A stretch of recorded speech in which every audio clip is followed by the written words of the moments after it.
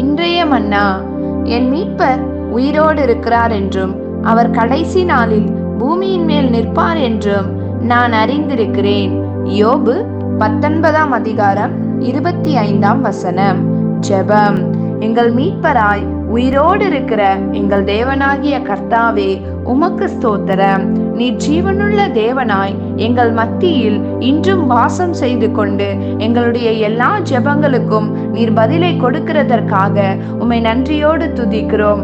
மேலும் 1000 தூதர்களோடு நீர் இந்த பூமியின் கடைசி நாட்களில் எங்களை அழைத்து கொண்டு போக சீக்கிரமாய் வரப்போகிறதற்காக உம்முடைய வருகையை எதிர்பார்த்து நாங்கள் காத்து கொண்டிருக்க எங்களுக்கு கிருபை தரும்படி இயேசுவின் நாமத்தில் ஜெபிக்கிறோம் நல்ல பிதாவே.